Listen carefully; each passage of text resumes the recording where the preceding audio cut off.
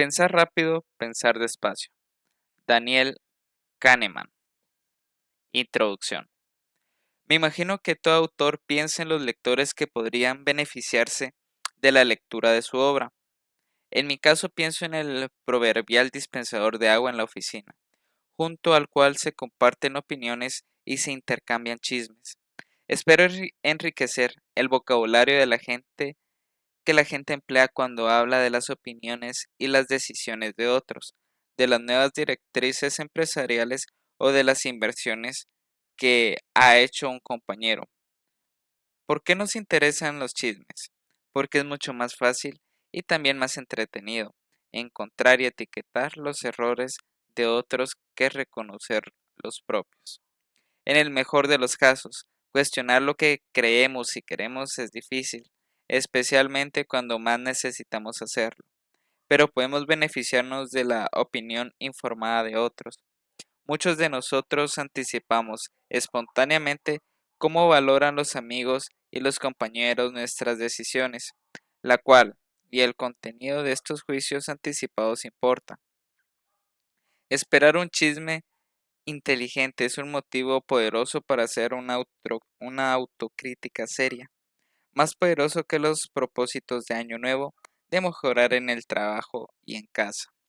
Para ser un experto en diagnóstico, un médico necesita reconocer una larga lista de series de nombres de dolencias, en cada uno de los cuales la idea de la enfermedad se asocia a sus síntomas, posibles antecedentes y causas, posibles evoluciones y consecuencias, y posibles intervenciones para curar o mitigar esa enfermedad. Aprender medicina consiste en parte en aprender el lenguaje de la medicina. Un conocimiento más profundo de juicio y decisiones requiere igualmente un vocabulario más rico que el del lenguaje que usamos cada día. Del chisme informado se espera que en él haya pautas características de los errores de la gente, de los errores que la gente comete. Los errores sistemáticos son fruto de inclinaciones y puede predecirse su recurrencia en ciertas circunstancias. Cuando, por ejemplo, un orador apuesto y seguro de sí mismo sale a escena, podemos anticipar que la audiencia juzgará sus comentarios más favorables de lo que merece. Disponer de una etiqueta para diagnosticar estas inclinaciones o sesgos. El efecto halo nos hace más fácil anticipar, reconocer y entender. Cuando nos preguntan en qué estamos pensando, normalmente respondemos. Creemos saber lo que tenemos en nuestra mente, que a menudo consiste en un pensamiento consistente que discurre ordenadamente. Pero esta no es la única manera en la que la mente trabaja, ni siquiera la manera habitual. La mayor parte de nuestras impresiones y pensamientos surgen en nuestra experiencia consciente, sino que sin que sepamos de qué modo. No podemos averiguar cómo llegamos a contar con qué hay en una lámpara en el escritorio delante de nosotros, o cómo detectamos un tono de irritación en la voz de nuestra esposa al teléfono, o cómo reaccionamos para evitar un peligro en la carretera antes de ser conscientes de él. El trabajo mental que produce impresiones, intuiciones y multitud de decisiones se desarrolla silenciosamente en nuestras mentes. Mucho- Muchas de las argumentaciones de este libro trata de los sesgos de intuición. Sin embargo, que el centro de esas argumentaciones sea el error no menoscaba la inteligencia humana más que la atención a las enfermedades en los textos médicos en los textos médicos niegan la salud. La mayoría de nosotros estamos sanos la mayor parte del tiempo y la mayoría de nuestros juicios y acciones son apropiados la mayor parte del tiempo. Cuando conducimos nuestras vidas, normalmente nos dejamos guiar por impresiones y sentimientos, y la confianza que tenemos en nuestras creencias y preferencias intuitivas normalmente están justificadas, pero no siempre. Con frecuencia estamos seguros de nosotros mismos cuando nos equivocamos y es más probable que un observador objetivo detecte nuestros errores antes que nosotros mismos. Y este es mi propósito para las conversaciones junto a los dispensadores de agua. Mejorar la capacidad de identificar y comprender errores en juicios y decisiones en otros y eventualmente en nosotros mismos, proporcionando un lenguaje más rico y preciso para discutirlos, al menos en algunos casos. Un diagnóstico acertado puede sugerir una intervención para limitar el daño que a menudo causan los malos juicios y las malas elecciones. Orígenes. Este libro presenta mi actual concepto de los juicios que nos formamos y las decisiones que tomamos. Un concepto modelado por los descubrimientos psicológicos hechos en las últimas décadas. Pero en él hay ideas capitales que tuvieron su origen en el feliz día de 1969, en que pedí a un colega hablar como invitado en un seminario que yo impartía en el Departamento de Psicología de la Universidad Hebrea de Jerusalén. Amos Tversky era considerado una futura estrella en el campo de la teoría de la decisión. En realidad lo era en todo lo que hacía. De modo que sabía que tendríamos una interesante relación. Mucha gente que conocía a Amos pensaba que era las personas más inteligentes que jamás había conocido. Era brillante, locuaz y carismático. Estaba dotado de una memoria prodigiosa para las bromas y una capacidad excepcional para usarlas cuando quería señalar una cosa. Nunca había un momento de aburrimiento cuando Amos estaba cerca. Contaba a la sazón 32 años y yo 35. Amos contó a la clase que en la Universidad de Michigan había un programa de investigación en curso en la que se trataba de responder a estas cuestiones. ¿Es la gente buena en estadística intuitiva? Sabíamos que la gente es buena en gramática intuitiva. A la edad de 4 años, un niño cumple sin esfuerzo con las reglas de la gramática cuando habla, aunque no tenga ni idea de que esas reglas existen. Pero, ¿tiene la gente un sentido intuitivo similar para los principios básicos de la estadística? Amos aseguraba que la respuesta era un sí con reservas. Tuvimos un animado debate en el seminario y finalmente llegamos a la conclusión de que un sí con reserva no era una buena respuesta. Amos y yo disfrutamos en el intercambio de pareceres y concluimos que la estadística intuitiva era un tema interesante y que sería divertido explorarlo juntos. Aquel viernes fuimos a almorzar al Café Rimon, el local favorito de bohemios y profesores de Jerusalén, y planeamos hacer un estudio de las intuiciones estadísticas de investigadores sofisticados. En el seminario habíamos concluido que nuestras intuiciones son deficientes. A pesar de los años de enseñanza y de utilizar la estadística, no habíamos desarrollado un sentido intuitivo de la fiabilidad de los resultados estadísticos observados en pequeñas muestras. Nuestro juicio subjetivo eran sesgados. Nuestros juicios subjetivos eran sesgados. No estábamos muy dispuestos a investigar hallazgos basados en una evidencia inadecuada y éramos propensos a reunir muy pocas observaciones en nuestra investigación. La meta de nuestro estudio era examinar si otros investigadores padecían la misma afección. Así que preparamos un estudio que incluye escenarios realistas con cuestiones estadísticas que se planteaban en la investigación. Amos recabó la respuesta de un grupo de expertos que participaron en una reunión de la Sociedad of Mathematical Psychology, entre los que se contaban los autores de 2 libros de textos de estadística. Como esperábamos, observamos que, al igual que nosotros, nuestros colegas expertos exageraron mucho la probabilidad de que el resultado original de un experimento fuese replicado con éxito, incluso con una pequeña muestra.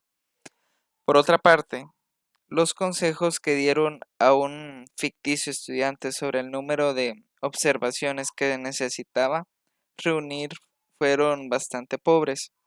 Aquellos estadísticos no eran buenos estadísticos intuitivos.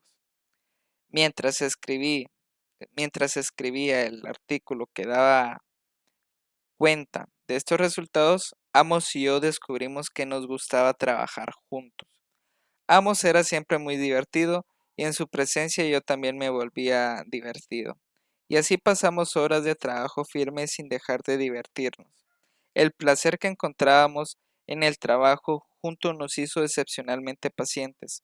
Es mucho más fácil esforzarse por lograr la perfección cuando nunca se está aburrido. Y lo que quizá fuera lo más importante, comprobamos nuestras armas críticas antes de usarlas. Amos y yo éramos críticos y argumentativos, él más que yo, pero durante los años de nuestra colaboración, ninguno de los dos rechazó jamás de plano nada que el otro dijera.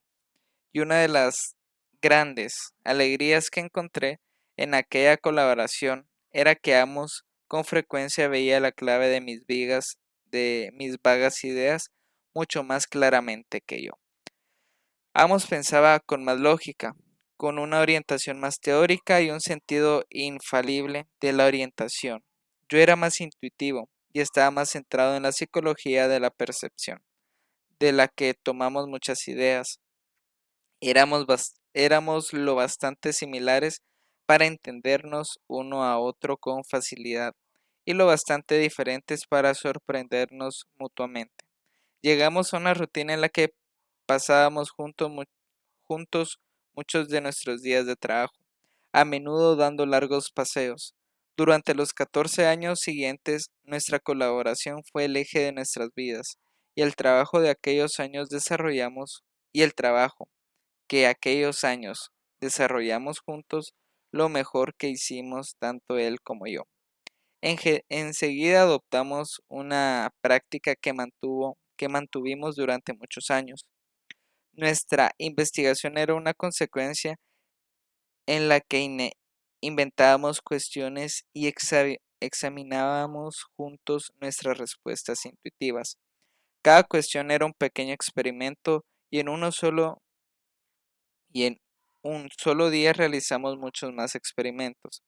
No buscamos seriamente la respuesta correcta a las cuestiones estadísticas que planteábamos. Nuestro objetivo era identificar y analizar las respuestas intuitivas, la primera que se nos ocurría, la que estábamos tentados de dar aún sabiendo que era erróneas.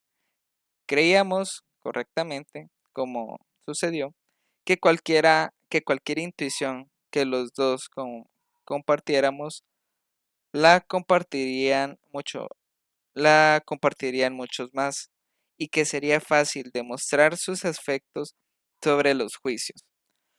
Una vez descubrimos con gran diversión que se nos ocurrían idénticas ideas absurdas sobre las futuras profesiones de varios niños que ambos conocíamos.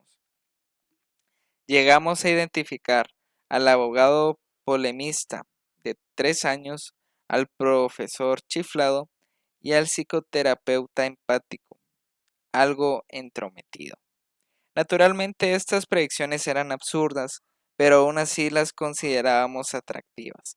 Era evidente que nuestra intuición venía determinada por el parecido de cada niño con el estereotipo cultural de una profesión. El gracioso ejercicio nos ayudó a desarrollar una teoría que iba emergiendo entonces en nuestra mente sobre el papel de las semejanzas en las predicciones. Procedimos a poner a prueba y a elaborar estas teorías en decenas de experimentos, como el del ejemplo siguiente. Pedimos al lector que cuando considere la siguiente pregunta, suponga que Steve fue seleccionado al azar de una muestra representativa. Un individuo fue descrito por un vecino suyo de la siguiente manera. Steve es muy tímido y retraído, siempre servicial, pero poco interesado por la gente o por el mundo real, de carácter disciplinado y metódico. Necesita ordenarlo y organizarlo todo, y tiene obsesión por el detalle. Es, es probable que Steve sea un bibliotecario o un agricultor. La semejanza de la personalidad de Steve con la base de un bibliotecario estereotipado es algo que a todo el mundo se le viene inmediatamente a la mente. Pero las consideraciones estadísticas igualmente relevantes son casi siempre ignoradas. ¿Sabe el lector que en Estados Unidos hay más de 20 agricultores por cada bibliotecario? Habiendo muchos más agricultores, es casi seguro que disciplin- habrá más caracteres disciplinados y metódicos en tractores que en mostradores de bibliotecas. Sin embargo, descubrimos que los participantes en nuestros experimentos ignoraban los datos estadísticos relevantes y confiaban exclusivamente en la semejanza. Les propusimos que usaran la semejanza como una heurística simplificadora, más o menos como una regla general para hacer un juicio difícil. De la confianza en tal heurística resultaron sesgos previsibles, errores sistemáticos en sus predicciones. En otra ocasión, Amos y yo nos preguntamos por la tasa de divorcios entre profesores de nuestra universidad.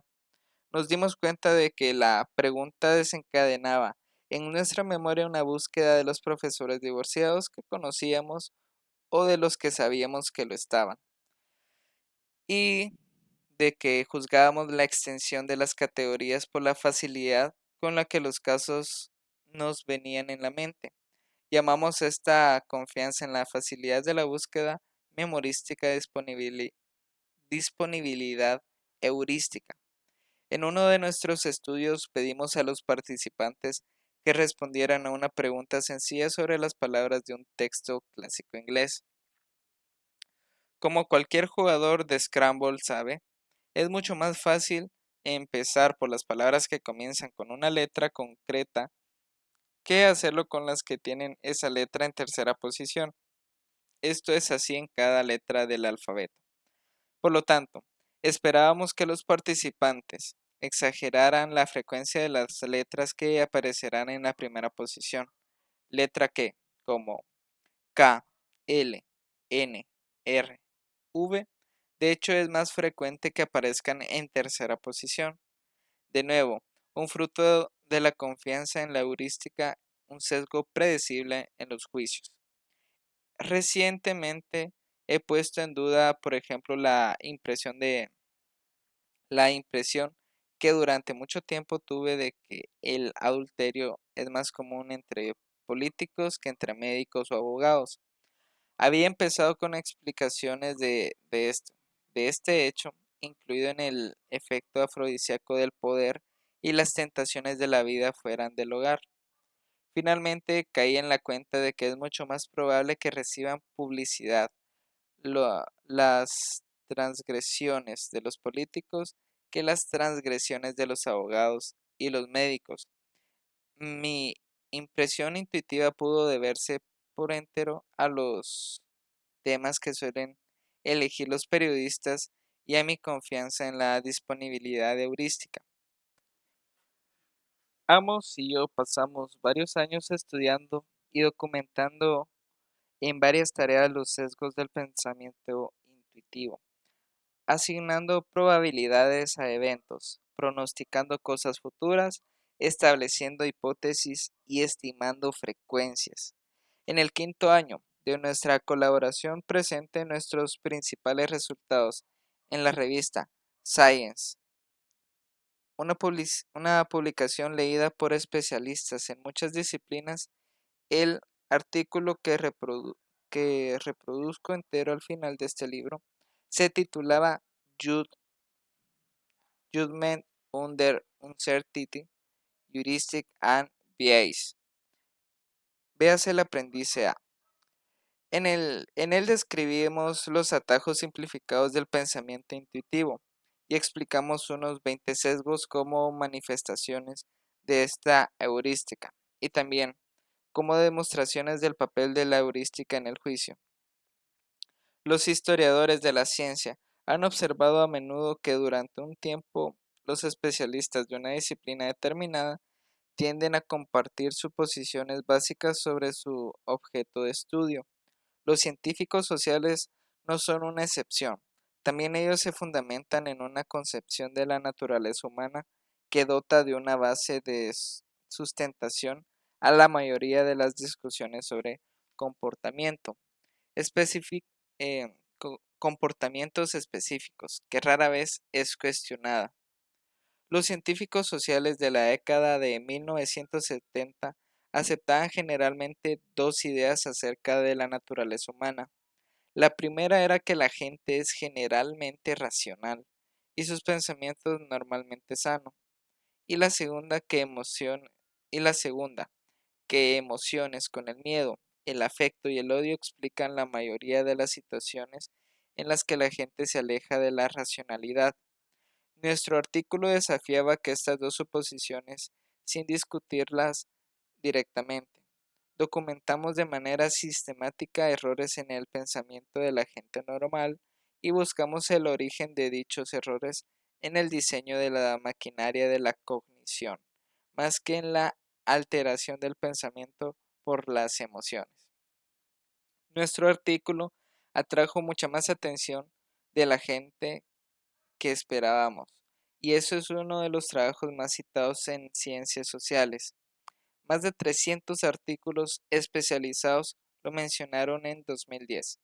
Especialistas de otras disciplinas lo consideraron útil y las ideas de la heurística y los sesgos han sido utilizados productivamente en muchos campos, incluidos los del diagnóstico clínico, la sentencia judicial, el análisis de la inteligencia, la filosofía, las finanzas, la estadística y la estrategia militar.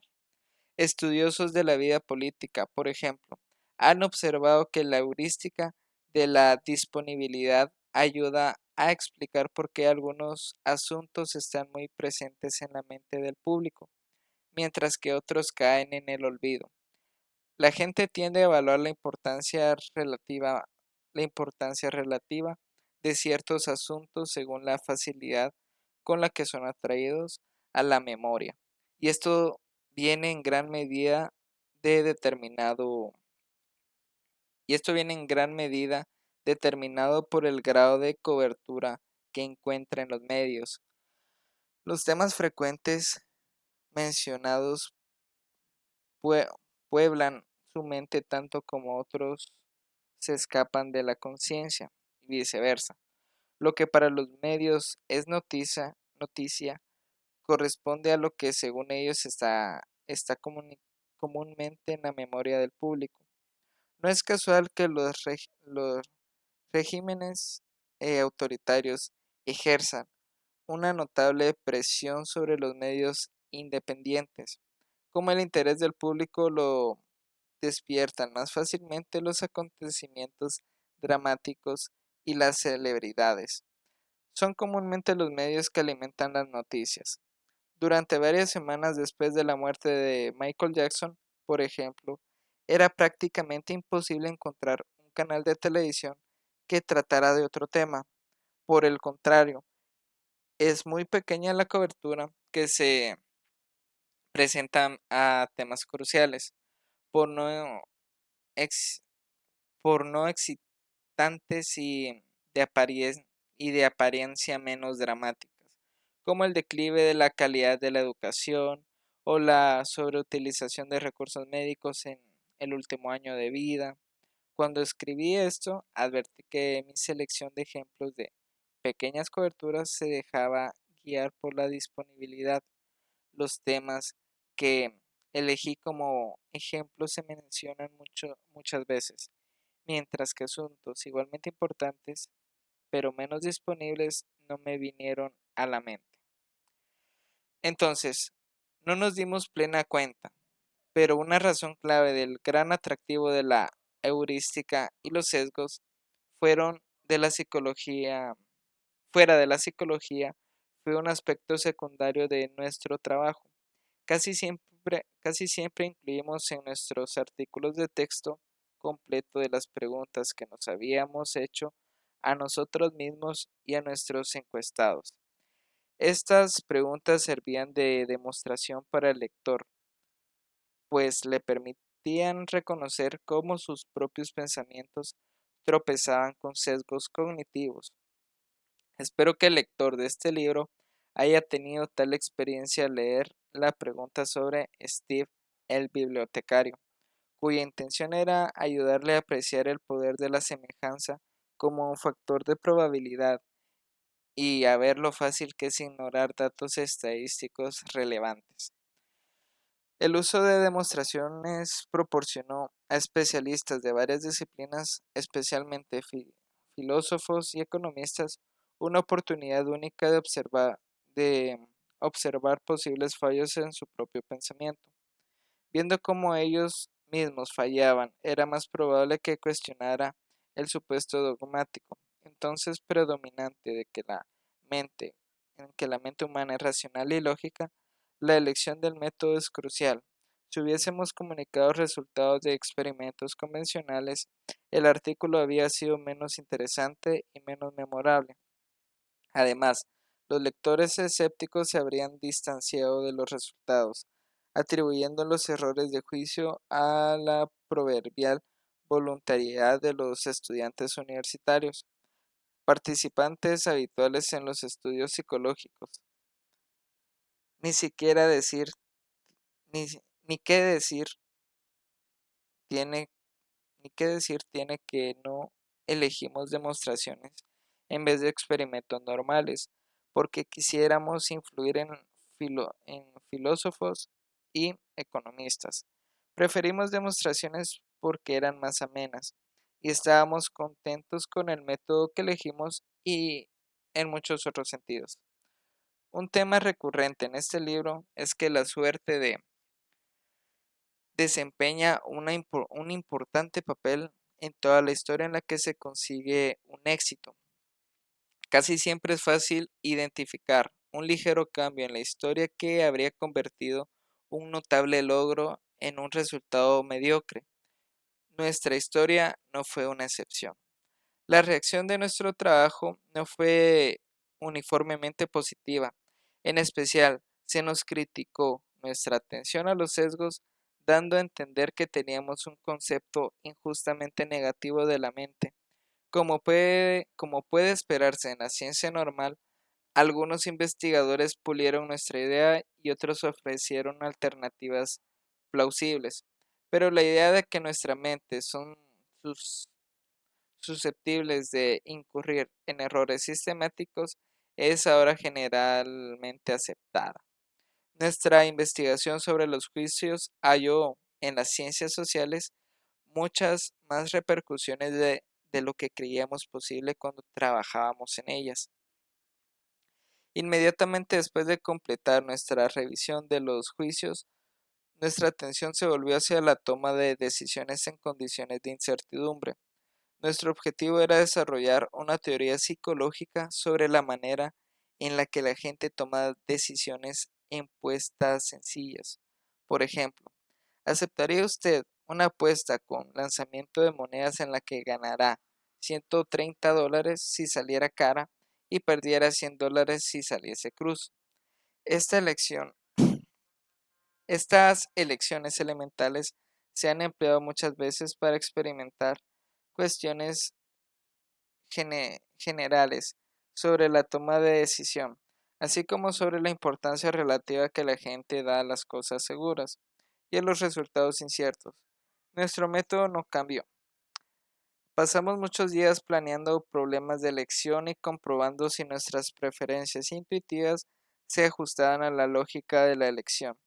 Y de nuevo aquí, como en los juicios, observamos sesgos sistemáticos en nuestras propias decisiones, preferencias intuitivas que consecuentemente violaban las reglas de la elección racional. 5 años después de aparecer el artículo de The Science, publicamos Prospect Theory and Analysis of Decision on the Risk, una teoría de la elección de algunos compuestos de algunos cómputos la hacían más influyente que nuestro trabajo sobre los juicios y que es uno de los fundamentos de la economía conductual. Hasta que la separación geográfica nos hizo demasiado difícil continuar, Amos y yo tuvimos la extraordinaria fortuna de disponer de una mente compartida que era superior a nuestras mentes individuales y de mantener una relación que nos permitía trabajar de una manera tan amena como productiva. Nuestra colaboración en el estudio de los juicios y las decisiones fue la razón que en el 2002 recibiría yo el premio Nobel, que Amos habría compartido conmigo si no hubiese fallecido en 1996, a la edad de 59 años. El punto de partida. Este libro no pretende ser una exposición de la primera investigación que Amos y yo realizamos juntos. Esta tarea ya la han llevado cumplidamente a cabo muchos autores a lo largo de los años.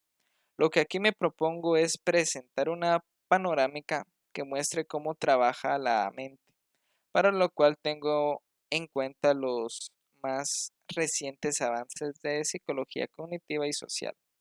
Uno de los avances más importantes es que ahora entendemos tanto las maravillas como los defectos del pensamiento intuitivo. Amos y yo no nos ocupamos de las intuiciones acertadas que quedan fuera de estas afirmación de que quedan fuera de la afirmación informal de que la heurística de los juicios es muy útil, pero a veces conduce a grandes errores sistemáticos. Nos concentramos en los sesgos porque ambos los considerábamos interesantes en sí mismos y porque nos proporcionaban evidencia sobre la heurística de los juicios. No nos preguntamos si todos los juicios intuitivos en situaciones de incertidumbre los producía la heurística que estudiábamos. Ahora está claro que no es así. En particular, la intuición acertada de los expertos se explica mejor por los efectos de la práctica prolongada que por la heurística. Ahora podemos dibujar un cuadro más rico y equilibrado en el que la sagacidad y la heurística son fuentes alternativas de juicios y elecciones intuitivos. El psicólogo Gary Klein cuenta la historia de un equipo de bomberos que penetraron en una casa en la que la cocina estaba en llamas. Poco después de aplicar la manguera a la cocina, el jefe de bomberos dio un grito. ¡Salgamos de aquí!, exclamó sin saber por qué. El suelo se hundió casi inmediatamente después de que los bomberos escaparon. Solo después de ocurrir aquello, el jefe de bomberos se dio cuenta de que el fuego había sido extrañamente silencioso y que sus orejas habían estado extrañamente calientes. Esta impresión juntas, Estas impresiones juntas despertaron lo que llamó un sexto sentido del peligro. No tenía ni idea de lo que andaba mal, pero sabía que algo andaba mal. Resultó que el foco del incendio no estaba en la cocina, sino en el sótano de abajo, de donde sus hombres habían estado. Todos hemos oído historias de intuición experta. El maestro ajedrecista que pasa por delante delante de una fila de jugadores y anuncia sin pararse: blancas dan jaque mate en 3 jugadas. O el médico que hace un complejo diagnóstico después de una sola mirada a un paciente. La intuición de los expertos nos parece mágica, pero no lo es.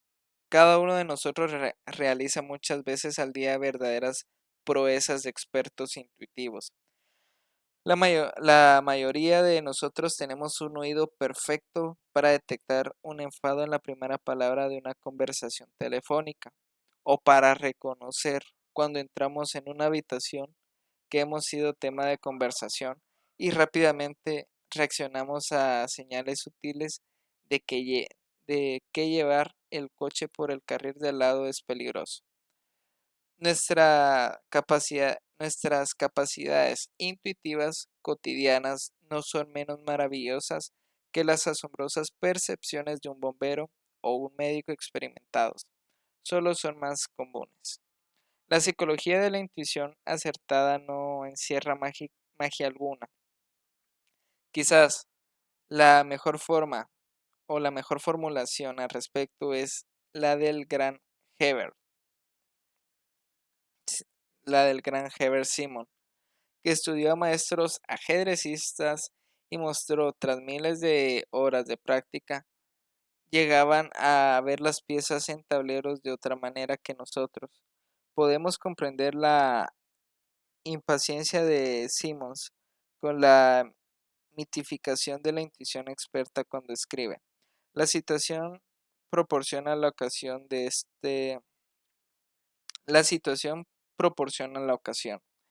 Esta da al experto acceso a información almacenada en la memoria y la información da la respuesta. La intuición no es ni más ni menos que el reconocimiento. No nos sorprende que un niño de 2 años mire a un perro y diga, Chuchi, porque estamos acostumbrados al milagro de los niños aprendiendo a reconocer y nombrar cosas. La cuestión central en Simon es que los milagros de la intuición experta tienen el mismo carácter. Las intuiciones válidas se producen cuando los expertos han aprendido a reconocer elementos familiares en una situación nueva y actuar de manera adecuada a ellas. Los buenos juicios intuitivos vienen de la mente de la misma inmediatez que Chuchi. Desgraciadamente, no todas las intuiciones de profesionales surgen de la auténtica experiencia. Hace muchos años visité al jefe de departamento de inversiones de una gran empresa financiera y me contó que acababa de invertir una docena de millones de dólares en acciones de la Ford Motor Company. Cuando le pregunté cómo había tomado esa decisión, me respondió, cuando le pregunté que cómo había tomado esa decisión, me respondió que no hacía mucho había visitado una exposición de automóviles y había quedado impresionado. Chico, menudos coches hacen, fue fue su explicación. Dejó muy claro que confiaba en su instinto y estaba satisfecho con su decisión. Me dejó sorprendido que, según parecía, no hubiera tenido en cuenta no hubiera tenido en cuenta algo que para un economista no es nada irrelevante. Habría bajado en ese momento las acciones de Ford, simplemente habían seguido su intuición. Le gustaban los coches, le gustaba la compañía y le gustaba la idea de ser accionista de ella. Por lo que sabemos de la manera acertada de adquirir acciones, es razonable creer que no sabía lo que estaba haciendo. La heurística específica que Amos y yo estudiamos no era de poca ayuda para entender cómo el ejecutivo le dio por invertir en acciones de la Ford. Pero ahora existe una idea más desarrollada de la heurística que explica muy bien estas cosas. Un avance importante es que la emoción está ahora en nuestra comprensión de juicio y elecciones intuitivas mucho más presentes que en el pasado.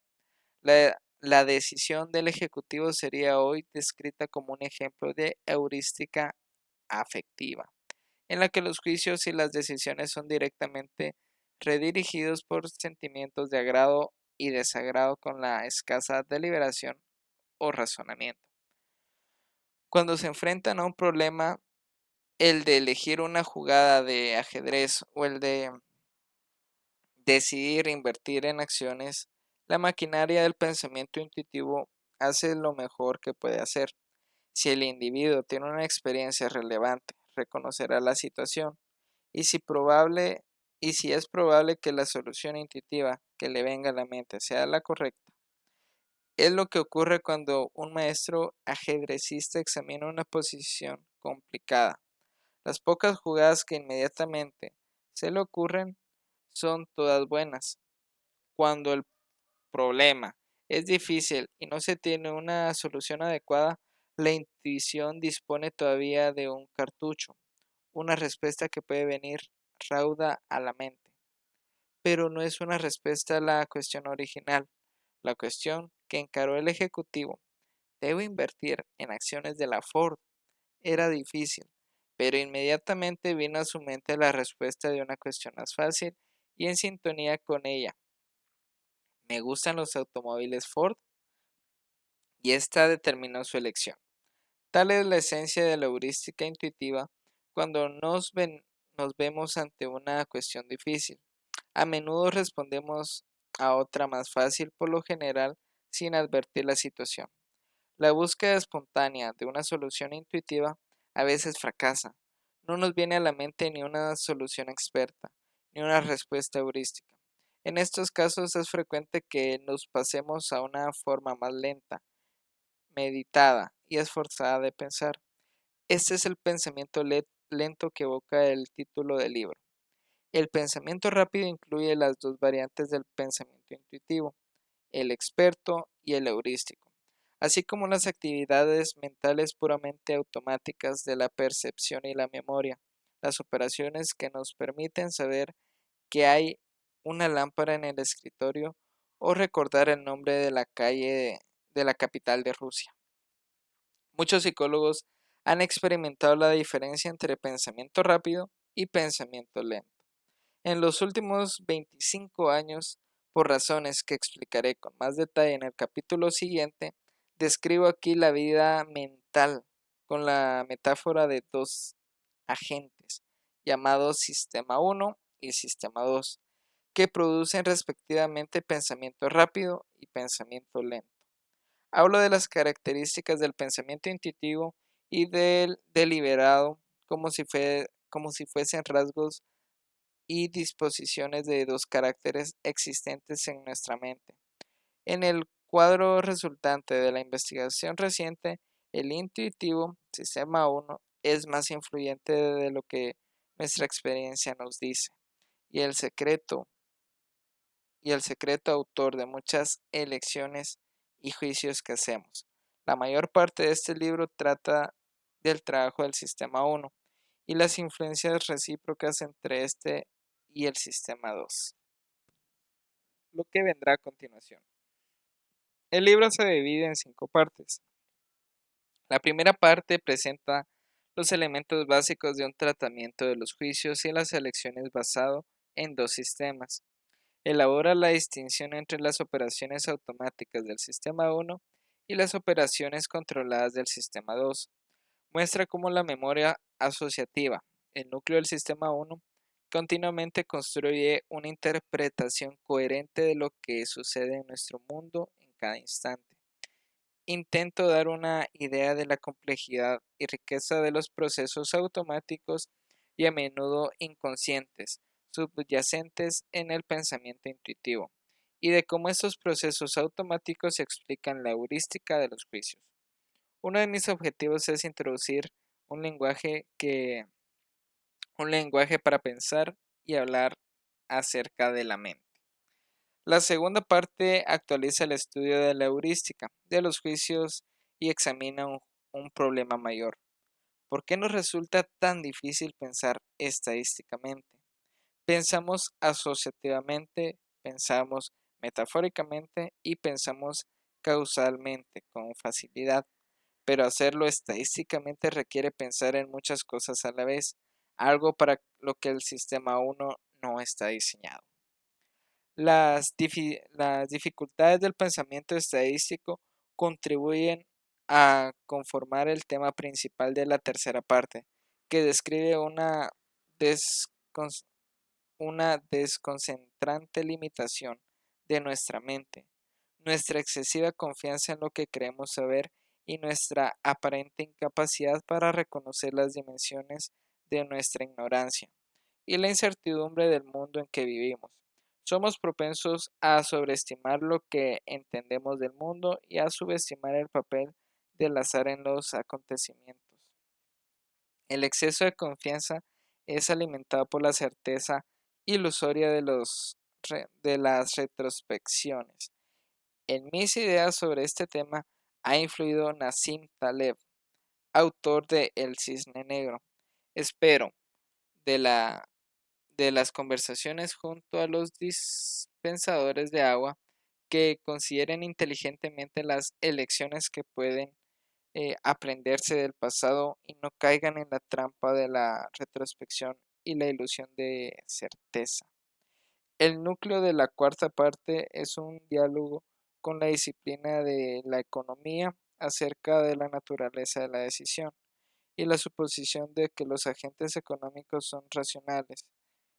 Esta sección del libro hace una exposición actual informada por el modelo de los dos sistemas, de los conceptos clave de la teoría de las perspectivas al modelo de la elección que Amos y yo publicamos en 1979.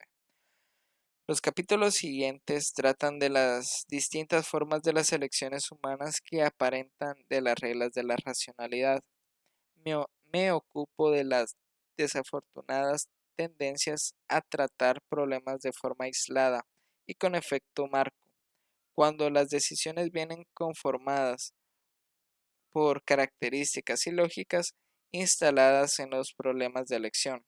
Estas observaciones, que son debidamente explicadas por el carácter del sistema 1, constituyen un gran desafío a la suposición de racionalidad tan favorecida en la economía estándar.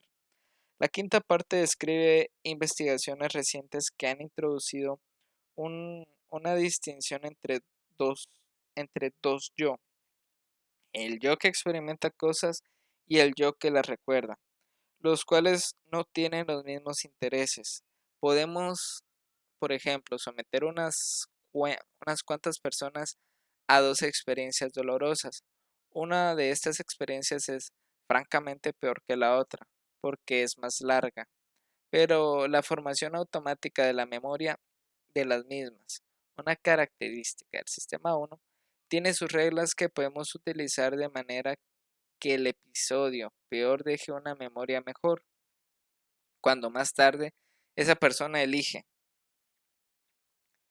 cuando más tarde esa persona elige qué episodio repetir, naturalmente les guía el yo que recuerda y se exponen, el yo que experimenta, a sufrir a sufrimientos innecesarios. La distinción entre dos yo es aplicada a la medición del bienestar, donde nuevamente encontramos que lo que hace feliz al yo que experimenta no es precisamente lo mismo que lo que satisface al yo que recuerda. Como dos yo en un mismo ser pueden buscar la felicidad, es algo que plantean algunas difíciles cuestiones, tanto para los individuos como para la sociedad que ven en el bienestar de la población un objetivo político. Un capítulo a modo de conclusión examina en orden inverso las implicaciones de tres distinciones hechas en el libro, entre el yo que experimenta y el yo que recuerda, entre el concepto de agente en la economía clásica y en la economía conductual, que toma ideas de la psicología, y entre el automático sistema 1 y el esforzado sistema 2. Y vuelvo a las ventajas de afinar los cotilleos y a los que las organizaciones pueden hacer para elevar la calidad de los juicios y las decisiones en su propio bienestar.